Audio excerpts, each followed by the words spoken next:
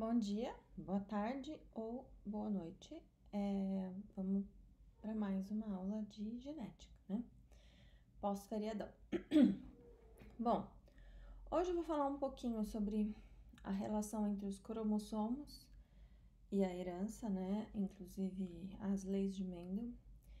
E vou falar também sobre os tipos de mutação que existem. Algumas coisas são, na verdade, para recordar. E outras coisas vocês ainda não viram, tá? Vou dividir essa aula em duas. Normalmente eu dou uma aula só, mas eu vou dividir em duas. Então, essa parte de cromossomos e mutação. E depois uma segunda parte com a parte de herança sexual, tá? Então, isso aqui é para lembrar vocês. Esses genes todos que a gente vem falando, todas essas características, elas estão em último caso aonde? Elas são a expressão de um gene através de suas proteínas. E esse gene vai estar onde? Dentro dos cromossomos, tá? Que a gente tem dois de cada tipo, tá? Um que a gente herdou da mãe e um que a gente herdou do pai. Então, os cromossomos são o quê? Relembrando lá do segundo ano, né? O cromossomo é uma fita de DNA super longa que está enrolada em um monte de proteínas que a gente chama de histonas, tá? E esse conjunto de DNA mais proteínas a gente chama de cromatina. O cromo vem da cor, né? Que quando a gente colore a célula, o núcleo fica com essa cor mais forte. E aqui a gente pode ver os cromossomos condensados em uma célula. Os cromossomos, eles estão sujeitos a uma série de organizações, tá? Tanto eles ficam organizados dentro do núcleo, na intérfase, quanto eles são em uma organização interna, a posição dos seus genes, que é uma posição fixa. Então, você tem uma sequência fixa de genes em cada um dos cromossomos. Cada cromossomo vai ter a sua lista de genes, de proteínas, e cada um deles vai ter a sua posição também. Se a gente for olhar para o cariótipo humano normal, então a gente tem 23 cromossomos. Então, a gente vai ter um par do cromossomo 1, um par do 2, um par do 3 e por aí vai, até que a gente chega no cromossomo 23, tá? O 23, ele é especial. A gente pode ter um par de cromossomos iguais, e aí somos mulheres, ou a gente tem um de cada tipo, e aí somos homens, tá? Ao nascer, a gente vai trabalhar essa questão também, e as questões exclusivas dos cromossomos sexuais. Mas a gente costuma chamar esses 22 aqui de autossomos, e esses caras aqui, então, de cromossomos sexuais. Aqui, ó. Então, todos esses daqui são chamados de autossomos e a gente vai ter sempre dois de cada um, tá? Então, a gente tem sempre um par deles. E esse aqui são os cromossomos sexuais.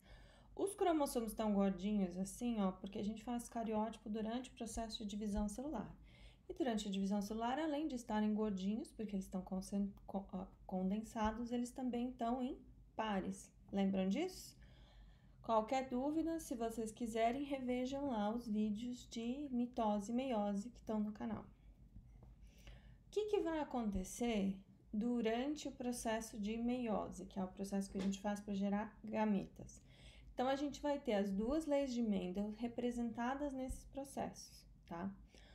Uma delas é a lei da segregação dos fatores, quer dizer que cada um dos dois alelos vai para um lado ou para o outro aleatoriamente, tá? Então, se eu estiver olhando só para o R aqui, ó, tem um errão e um errinho. Ele pode vir para cá ou para lá e tanto faz, tá? Então, a separação dos fatores que eu tenho para passar para os meus filhos durante o processo da meiose, ela é aleatória, ok? E a gente tem a segunda lei, que é a lei da segregação independente, que aí é quando eu estou olhando para duas características, pelo menos, né? Que significa o quê? Se essas características estão em cromossomos diferentes, no momento em que eu vou fazer a segregação, pode acontecer de eu ficar com os dois cromossomos que são dominantes, por exemplo, ou com os dois cromossomos que são recessivos. Mas também pode acontecer com a mesma probabilidade a outra chance de eu misturar de eu ficar com o dominante do Y e o recessivo do R, por exemplo, de um lado, e do outro, o dominante do R e o recessivo do Y. Todo esse processo ocorre de forma aleatória. Então, como ele ocorre de forma aleatória, a minha chance de formar gametas no final, ela é independente em qualquer um dos genes.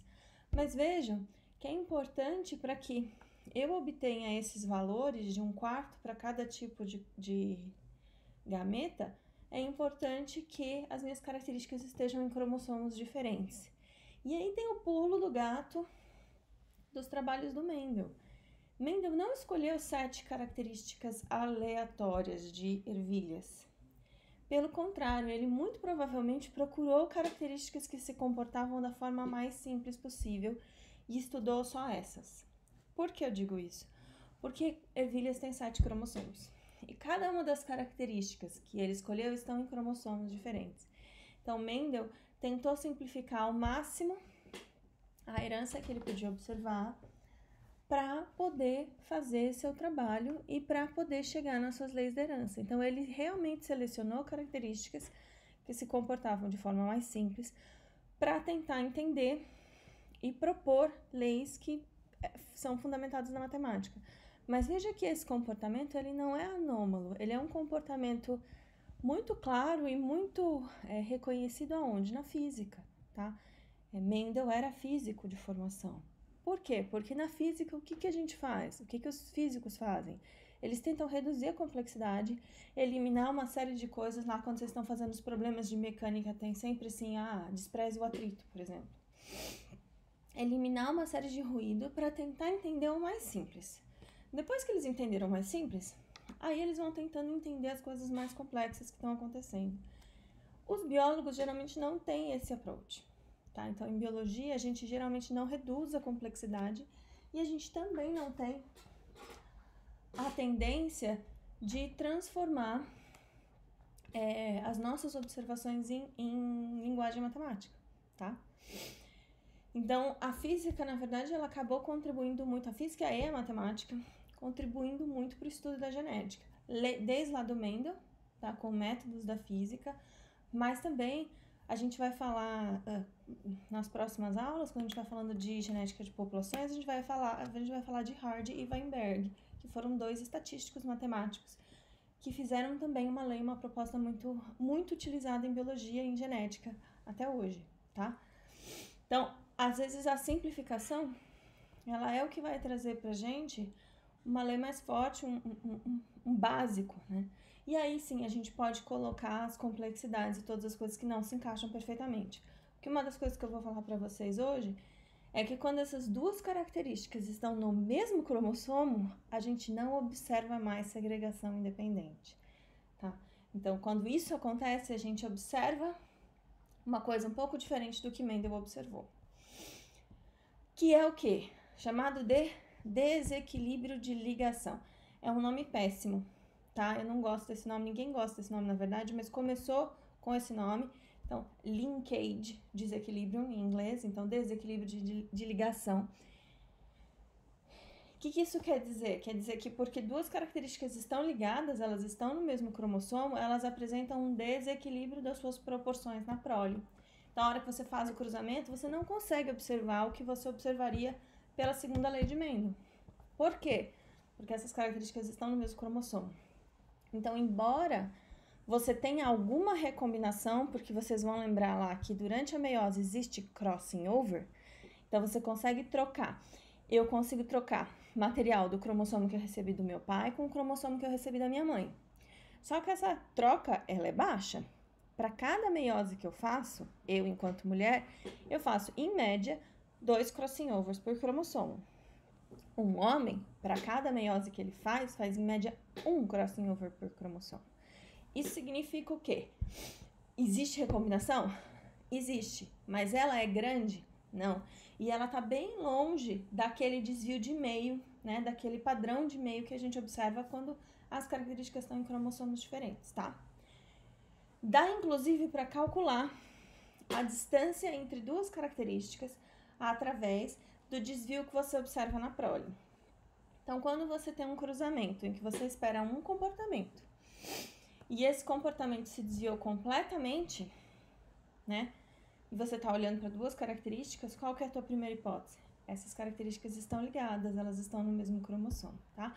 E quanto mais próximas elas estiverem, mais elas serão herdadas juntas.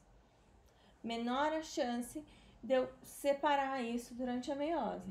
Mas para eu olhar isso, eu tenho que olhar um grande número de descendentes, né? Uma prole grande, tá?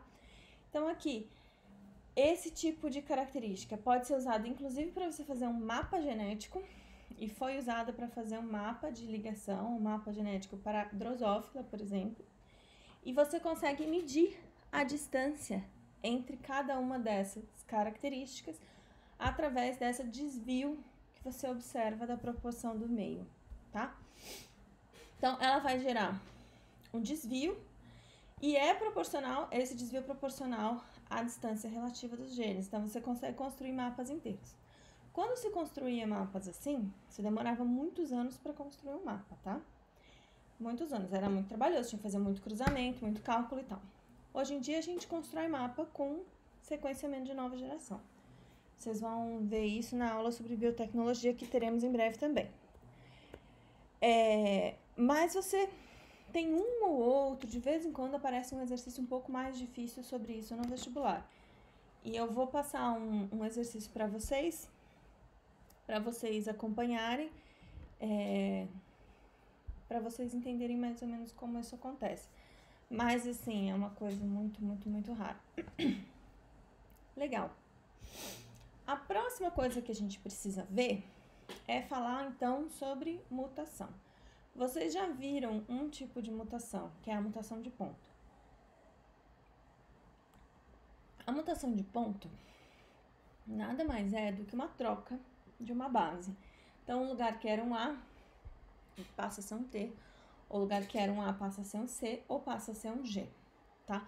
Quando a gente está falando de mutação de ponto, a gente está falando de alteração lá da sequência de bases do DNA. Mas existe um outro tipo de mutação que vocês ainda não viram, que são as mutações cromossômicas. Elas são chamadas cromossômicas por quê? Porque elas causam alterações grandes na estrutura dos cromossomos, tá? Então, aqui, ó, vocês lembram disso daqui, né? Então, estrutura de macromoléculas, estrutura do DNA. O DNA é uma dupla fita. Uma fita está indo num sentido, a outra está indo no outro. E elas vão formando pontes entre as suas bases nitrogenadas, tá? Sempre A com T e C com G. Ok? Se eu substituir, na hora que eu abrir a fita para replicar, eu sem querer substituir uma dessas bases, o que pode acontecer? A hora que vem a DNA polimerase 1 para corrigir, o que ela vai fazer? Ela não sabe quem que é a fita molde, quem que é a fita nova. Ela não sabe quem tá certo. Ela vai trocar uma das duas e acertar. Essa fita final pode ficar com a sequência original ou com a sequência alterada, tá? Quando isso acontece na nossa linhagem de células reprodutiva, aquela célula que se separou lá no início do embrião, e que vai dar origem a todos os seus óvulos ou todos os seus espermatozoides, quando isso acontece nessa linhagem, você passa essa mutação para frente. Acontece com frequência, então todo mundo tem aí uma porcentagem baixa de mutações únicas, que só você tem, ou que são novas para você, novas para sua linhagem, mas assim não é nada tão grande. O que interfere em taxa de mutação? Tá? Duas coisas. Produtos químicos, que aumentam a taxa de mutação, e radiação. Essa radiação pode ser a radiação básica solar que a gente tem o tempo todo aí, e nossas gônadas, nossos ovários e testículos são razoavelmente meio protegidos para essa radiação UV. Mas também pode ser uma radiação um pouco maior, né? Uma radiação que vai chegar lá nas nossas gônadas e causar problemas. Então, se expor à radiação, se expor a compostos químicos que possam causar quebras no DNA. Porque toda vez que ocorre uma quebra, você tem que fazer uma correção. Quando você vai fazer uma correção, você tem uma probabilidade de acontecer um erro nesse momento, tá? Vamos lembrar? Isso aqui é do ano passado, ó, gente. Então, o que acontece aqui, ó? Você tem a sequência do DNA, ocorre uma transcrição, esse é um pré-RNA, ele vai passar por um processamento e agora ele está pronto para deixar o núcleo. Quando ele deixa o núcleo, ele vai encontrar com os ribossomos que estão no citoplasma e ele vai ser traduzido numa proteína. Vale lembrar que o código genético é degenerado, tá? Então, nem todas as mutações no DNA vão se traduzir em mudança de aminoácido, tá? Então, por quê? Porque os RNAs transportadores, eles têm uma certa liberdade, tá? Então, você tem mais de um tipo de RNA transportador para carregar o mesmo aminoácido, ok? Então, se a mutação ocorreu na última letra do códon, a chance de você alterar a sequência da proteína é menor. Se ocorreu na segunda letra, a chance de alterar a proteína aumenta. E se ocorreu na primeira letra, geralmente altera a proteína, tá? Então, além de a taxa de mutação ser baixa, a gente também tem o que a gente chama de mutações silenciosas. São aquelas mutações que você alterou a sequência de DNA, mas elas são neutras, elas não fazem nenhuma diferença. Por quê? Porque a proteína continua exatamente igual, tá? O aminoácido é o mesmo. A maior parte das mutações que a gente tem no nosso material genético, que a gente acumula ao longo do tempo, são mutações desse tipo. E é esse tipo de mutação que a gente geralmente usa quando a gente vai fazer aqueles estudos genéticos e montar árvores e tentar entender a relação entre os organismos, tá? As mutações mais neutras, embora algumas delas também possam causar alteração de aminoácido. Uma outra coisa que pode acontecer é você trocar um aminoácido que é básico por outro aminoácido básico, ou trocar um aminoácido ácido por outro que é ácido, ou um aminoácido neutro por outro que é neutro. Então, trocar aminoácidos que sejam equivalentes. Isso vai alterar a sequência da proteína? Vai. Mas vai alterar a sua estrutura terciária, secundária? Dificilmente. Então, você também tem uma variabilidade aí de enzimas, né, ou proteínas que conseguem manter a sua estrutura e sua função, porque você tem uma substituição de aminoácidos, são equivalentes, ok? Como é que isso ocorre? O processo de duplicação. Lembra que a duplicação do DNA é semi-conservativa? Vocês viram isso em detalhe ano passado? Então, abre, começa a replicar aqui e aqui. Cada uma delas num sentido diferente, né? Uma vai para lá, outra vem para cá. Uma delas é a fita contínua, outra a fita descontínua. O que importa saber aqui é que você pode ter uma sequência original, você pode trocar uma dessas aqui, e no momento que trocou, você pode ficar com uma fita diferente da outra, tá bom? Então, o que acontece? Você tem aqui, na hora de fazer, né, parear cada uma das bases, houve um erro. Então, aqui tem uma coisa que não tá bem pareada. O que vai acontecer? Vem uma nuclease aqui e a DNA polimerase 1, tá? Ela vai abrir, a nuclease vai abrir essa fita e a DNA polimerase 1 vai repetir aquele pedacinho. Então, vai ressintetizar aquele pedacinho. Só que o que acontece? Ela pode corrigir para o certo, o que já existia antes, ou corrigir para o errado, a nova sequência. Então, você tem a mesma chance de ficar com a sequência nova ou ficar com a sequência corrigida. Então, a gente tem um sistema de reparo, tá? Esse sistema de reparo diminui bastante a chance de mutação, mas ainda assim algumas mutações ocorrem. Tá? Então, aqui, ó, ocorreu um erro e a gente ficou com uma sequência mutante. Além dessa mutação de troca, existem outros 2 tipos de mutação de ponto, tá? Outro tipo de mutação de ponto são as inserções ou deleções. Quer dizer, você pode perder ou ganhar um nucleotídeo, ou 2, ou até 3. O que acontece? Se você ganha 1 ou 2, como você usa cada 3 nucleotídeos para ler, você, a partir daquela sequência mutante, tá? Aqui ele ganhou. Era CAT, virou CGAT. Essa mutação aqui vai alterar completamente a leitura dessa proteína, né? A leitura desse RNA mensageiro quando ele estiver fazendo a tradução, tá? Por quê? Porque agora o códon deixou de ser ACC, CAT, CAT. Ele passa a ser ACC, GAT, isso era um G, GAT, CGA, tá? O que significa? Significa que a proteína todinha vai estar alterada a partir daí. A maior parte dessas mutações, a gente chama elas de deletérias. O que isso quer dizer? Ela não é compatível com a vida, tá? Então, essa proteína, ela não vai funcionar, e esse organismo que carrega essa mutação, se o outro alelo que ele carrega é normal e é suficiente para ele sobreviver, ele vai ficar bem. Mas se ele não é normal, ou se ele, um só não é suficiente para ele sobreviver, ele muito provavelmente vai morrer. Ele ou a célula, né? Se for uma célula só, tá bom? Isso que quer dizer quando a gente fala que altera o frame de leitura. Então, altera o ponto onde você está fazendo a leitura dos cromossomos. Da mesma forma, a deleção. A deleção, ele perdeu aqui, né, um nucleotídeo. Então, alterou aqui a forma como isso é lido. Isso vai alterar toda a sequência de aminoácidos a partir desse ponto para frente. Isso só é importante quando ocorre dentro de um gene, tá?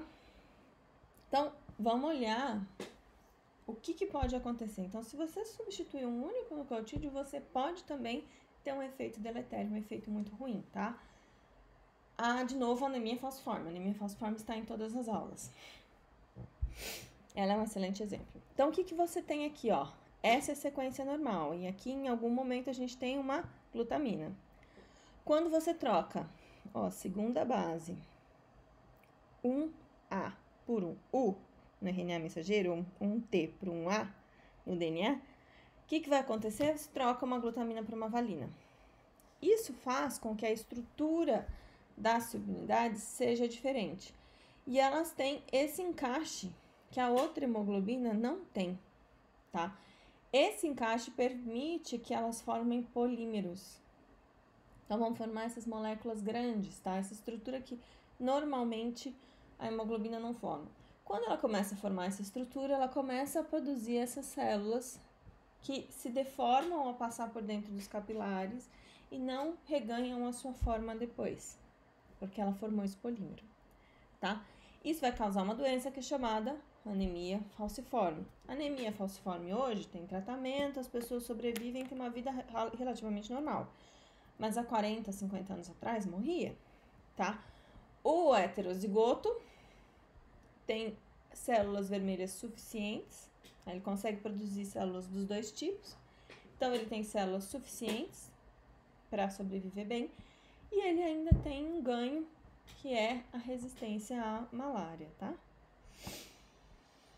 Outro tipo de mutação, que é uma mutação que foi selecionada em laboratório, tá? O primeiro mutante do Morgan são as moscas de olhos brancos, tá? Então, essa aqui é a drosófila tradicional, o Morgan trabalhava com drosófila, ela tem esse olhinho vermelho, todo pigmentado, ocorre uma mutação e o olhinho fica branco, não consegue mais produzir o pigmento, tá?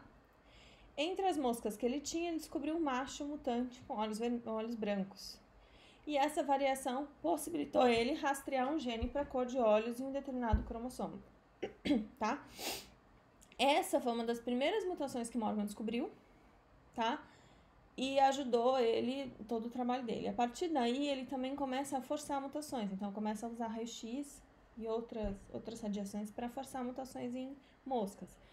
E ele começa a trabalhar com uma série de mutações para tentar entender genética em moscas. E ele é o cara que vai redescobrir Mendel, dizer que Mendel tinha razão, que os trabalhos eles estavam corretos. E o trabalho do Morgan, então, passa a ser super importante para a genética, tá? Porque ele é o cara, porque até o trabalho do Morgan, que isso aqui é no século passado, século 20, até o trabalho do Morgan, as pessoas realmente achavam que os trabalhos de Mendel só valiam para ervilhas e que eram extremamente específicos para aquelas características de ervilha. Veja bem, ele reduziu tanta complexidade que as pessoas não acreditavam muito nele, porque quando se tentava aplicar isso para outros organismos, se você não pegar uma característica tão simples quanto as que ele pegou, você não tem os mesmos resultados. Então, as pessoas achavam que os trabalhos deles só avaliam presídio.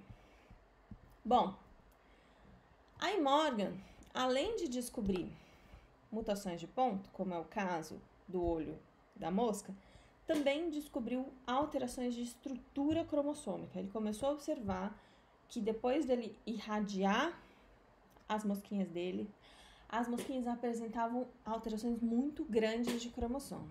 E moscas têm cromossomos politênicos, eu já falei disso para vocês quando eu estava falando sobre história de genética, né? Aqueles cromossomos que elas têm nas glândulas salivares, em que tá fazendo transcrição e tradução tão rápido, tantas vezes, que elas precisam ter várias cópias do mesmo DNA. O que elas fazem? Elas ficam duplicando seu DNA várias vezes e acabam ficando com cromossomos grossos, que são várias cópias do mesmo cromossomo. Isso fica tudo pareadinho dentro da célula, como se ela fosse fazer uma divisão celular, tá? E no momento em que você tem esses cromossomos, você esmaga essa glândula e você consegue olhar no microscópio, corar e verificar. Quando ocorre qualquer tipo de alteração de estrutura, você começa a observar umas alças sendo formadas, porque eles estão pareados, né? Um cromossomo que ela recebeu da mãe com o cromossomo que ela recebeu do pai está pareado. Se um deles tem um desses defeitos, você começa a observar essas alças se formarem, porque aquela região não consegue parear direito, tá? Então, é assim, trabalhando com cromossomos politênicos, que eles descobriram essas alterações de estrutura cromossômica. Então, ó, quais são os tipos de alterações? Então, a primeira coisa, deleção. A mesma coisa que a gente trabalhou em mutação de ponto, só que aqui é um segmento grande do cromossomo que vai ser perdido. Então, se você dividir esse cromossomo em vários segmentos e colocar letras para você identificar ele, você consegue observar que aqui, ó, A, B, C, D, E, F, G, H, esse cromossomo perdeu uma parte aqui. Esse tipo de mutação é muito grave, tá? E muitas vezes o mutante, ele tem muita dificuldade de sobreviver, porque ele perdeu um pedaço grande do seu DNA. Se essa mutação ocorre só em um cromossomo e não no outro, e ele tem dois, um é normal e o outro não, pode ser que esse indivíduo sobreviva, tá? Porque pode ser que o cromossomo normal que ele tem consiga manter ele vivo. Mas muitas vezes esse tipo de mutação é o que a gente chama de deletério, tá? Leva à morte. Ou pode acontecer uma duplicação. Então, você tem A, B, C, D, E, F, G, H, e aqui A, B, C, B, C, D, E, F, G, H. Então, ele tem uma duplicação. Essa daqui costuma ser menos deletéria do que a deleção, tá? Ou você pode ter uma inversão. A sequência normal seria A, B, C, D, mas ela tem A, D, C, B, E. O que aconteceu aqui? Quebrou aqui e na hora que foi juntar, virou. Virou e se encaixou numa sequência diferente. Isso pode ser problemático? Pode. Primeiro porque isso pode acontecer em qualquer lugar. E aí você pode quebrar um gene. Você pode ter um pedaço do gene aqui e o outro pedaço do gene aqui, tá? Segundo, porque você inverte o frame de leitura de algumas coisas, né? Você inverte aonde vai ser feita a leitura. Você pode separar um gene da sua região reguladora. Vocês lembram? Vocês viram regulação gênica no passado. Você pode quebrar genes, você pode fazer uma série de coisas.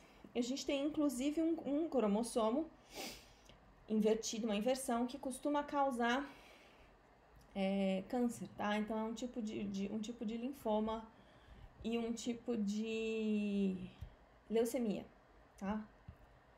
Legal. Translocação. O que acontece com a translocação? Então, você tem 2 cromossomos dessa vez, tá? Quebrou um pedaço aqui, quebrou um pedaço aqui. Só que esse pedaço grudou nesse cromossomo e esse pedaço grudou nesse cromossomo. Então, 2 cromossomos trocaram segmentos, ok? Você pode ter também uma translocação não recíproca, quando um cromossomo transfere um fragmento, mas não recebe de volta, tá? Que não foi mostrado aqui. Mas no mais comum é isso aqui, ó. Uma translocação recíproca. Um dá um pedaço pro outro, tá? Também pode causar problemas graves. Então, essas são chamadas às vezes, de aberrações estruturais. Então, são rearranjos de cromossomos. Que é o caso do cromossomo Filadélfia, que é um cromossomo translocado. Esse cromossomo está associado com uma leucemia, um tipo de leucemia mieloide crônica, tá? O que vai acontecer? As células cancerígenas contêm um cromossomo 22 mais curto do que o normal, chamado cromossomo Filadélfia. E um cromossomo 9 mais longo do que o normal. Então, aqui está o 22 mais curto e o 9 um pouquinho mais longo, tá? Esses cromossomos alterados resultam da translocação, presumivelmente ocorrida como num único precursor. Como a medula continua produzindo novas células ao longo de toda a vida, isso vai sendo passado para as próximas células e causa, então, a leucemia. Outro tipo de aberração cromossômica são as aberrações numéricas. Tá? Então, a gente estava falando das estruturais até agora, e agora a gente vai falar das numéricas. O que é uma aberração numérica? Durante o processo de meiose, ocorreu um erro. Em vez de se separarem os cromossomos, as cromátides irmãs, durante a meiose 2, elas não se separam, ocorre um processo de não disjunção. E elas vão todas para uma única célula. E aí, o que você tem? Você tem aqui, ó, um gameta com um cromossomo a mais, um gameta com cromossomo a menos e 2 gametas normais. Ou, se essa não disjunção ocorreu lá na meiose 1 e você não separou os cromossomos homólogos, você vai ter 2 gametas com cromossomo a mais e 2 gametas com cromossomo a menos. Quando que isso ocorre? Quanto mais velha, né, a pessoa vai ter filho, maior a chance disso ocorrer, tanto na mãe quanto no pai. Lembrando que em mulheres isso vai ocorrer geralmente na meiose 2, né? Porque a meiose 1 ocorreu lá dentro ainda da barriga da mãe dela, quando ela estava durante o desenvolvimento fetal, né? Que os nossos óvulos estão parados, os ovócitos estão parados aqui, entre a meiose 1 e a meiose 2, tá? Mas no homem que vai fazendo meiose a vida inteira, pode acontecer isso também. O que vai acontecer aqui? Dependendo de qual foi o cromossomo que você ganhou a mais ou a menos, o embrião morre. Geralmente a gente tem aí o aborto espontâneo no primeiro trimestre. Então, naquelas primeiras 12 semanas da gestação, até 20% das gestações são perdidas. A grande maioria é o quê? A aberração cromossômica. Tá? Se foi o cromossomo 1, o 2, o 3, o 4, o 5, o 6, o 7, o 8, o 9, o 10, o 11, o 12, o 14, o 15, o 16, o 19, o 20, o 22, o 23, o 22, isso pode acontecer. Se for o 13, o 18 ou o 23, que é o cromossomo sexual, geralmente essa gravidez ela dura um pouco mais, tá? Então, assim, aberrações cromossômicas às vezes são aberrações enormes, é mais de um cromossomo que tá alterado e tal. Isso é muito comum em humanos. E é muito comum que você tenha perda gestacional no início, tá? Então, geralmente aborto espontâneo no primeiro trimestre, problema cromossômico. Se a pessoa tem aborto repetido, aí já é outra história, né? Geralmente pode ser um problema materno. Bom, aí então a gente tem as mudanças numéricas, são chamadas aneuploidias. E dessas mudanças numéricas, quais são aquelas que chegam a nascer, tá? 21, 18, 13 e as sexuais, tá? Das sexuais, a gente vai ter a síndrome de Turner, a síndrome de Klinefelter. Turner é quando você tem um único cromossomo X, o outro não veio. Nesse caso, o fenótipo é feminino, tá? Porque o fenótipo básico do ser humano é o feminino, tá bom? E você pode ser X0 e o fenótipo é feminino. Tem algumas alterações no fenótipo e é infértil, tá? Klinefelter é uma síndrome em que você tem 2 cromossomos X e um Y. Esse segundo X pode ter sido recebido do pai, então o pai pode ter doado um espermatozoide XY, ou pode ter sido recebido da mãe, a mãe pode ter doado um óvulo XX, tá? Klinefelter vai ter o fenótipo externo masculino, com algumas alterações também, tá? Ainda existe uma outra síndrome que não é uma aneuploidia, mas que é sexual, em que você tem uma mulher XY. Quando isso acontece é porque tem um gene no cromossomo Y que ele é um interruptor, digamos assim. Funciona como acender uma luz. Esse gene chama SRY. E esse SRY, em algum momento do desenvolvimento fetal, lá pela 6ª semana de gestação, ele liga, ele acende. Quando ele acende, ele induz o feto a começar, o embrião, né, a começar a produzir testosterona. E essa testosterona vai fazer com que esse embrião se transforme, então, de mulher, que ele era antes, para homem. Ele sai do padrão básico de mulher e passa a se desenvolver com o padrão básico de homem. O que acontece? Alguns desses cromossomos Y têm um defeito nesse gene. Quando esse defeito ocorre, esse gene não liga, né? Ou ele não consegue fazer com que o embrião produza testosterona. Isso faz com que você tenha uma mulher no final, fenótipo de mulher, achou que é mulher a vida inteira. Um dia ela descobre que, na verdade, ela é uma mulher XY, tá? Esse tipo de mulher é infértil também. As outras duas trissomias que chegam a nascer e podem ter uma sobrevida razoável, Edwards e Down. A Down é mais comum, síndrome de Down, é uma trissomia do 21. Então, você vê aqui o cromossomo 21 com 3 cópias. O cromossomo 21, particularmente, é um cromossomo pequenininho e é um cromossomo que tolera bem estar duplicado, tá? Estar em 3. Então, você tem indivíduos que têm uma sobrevida boa, uma qualidade de vida razoável. A trissomia do 18 já é bem menos...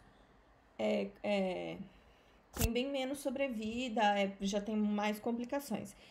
E a trissomia do cromossomo 13, dificilmente você tem indivíduos que sobrevivem muito. Mesmo a síndrome de Edwards, que é a trissomia do 18, é muito comum nascer, ficar alguns dias internado e depois morrer. Tá? O bebê não sobrevive. Dessas são as dos cromossomos sexuais e a síndrome de Down, que tem a sobrevida maior. Bom, então, síndrome de Down, esse é o cariótipo, você tem todos os cromossomos normais e o número 21 aqui tem um a mais. Pode ter vindo do pai ou da mãe, tanto faz, ok? E acho que por hoje é só, tá mais do que bom. Vou ainda passar o exercício para vocês do desequilíbrio de ligação. Então, vamos olhar para o exercício de desequilíbrio de ligação. Eu peguei esse exercício do livro do Amabis, tá? O número 2, que vai falar sobre genética.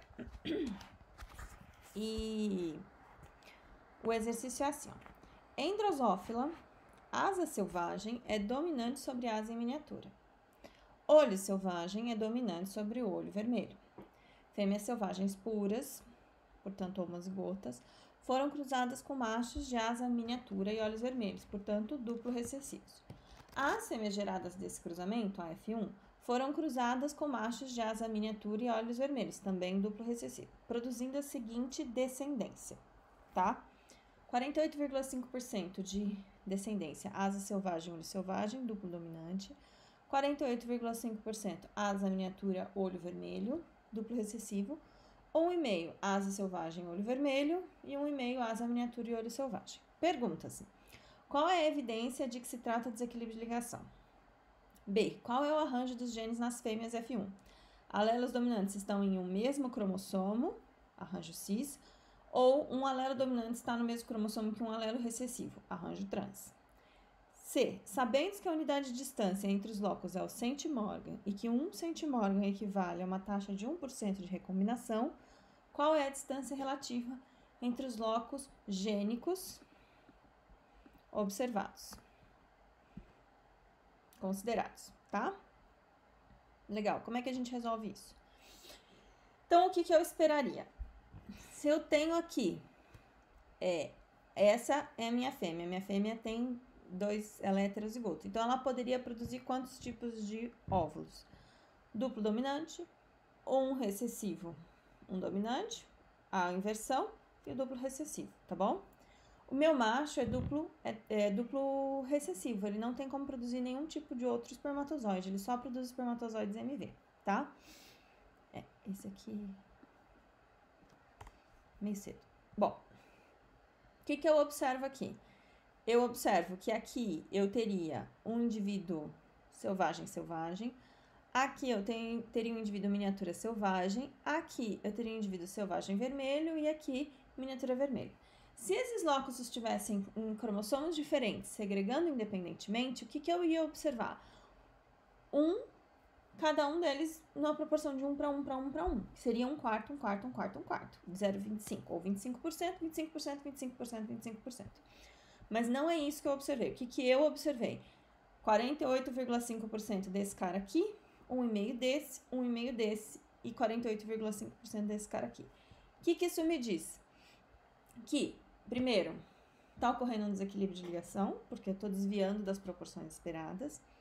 Segundo, que estas mães vão ter um cromossomo assim e o outro cromossomo assim, porque essas são as combinações de maior frequência. E, na verdade, no problema já me diz isso, né? Porque elas são filhas de quem? Uma mãe duplo dominante e um pai duplo recessivo.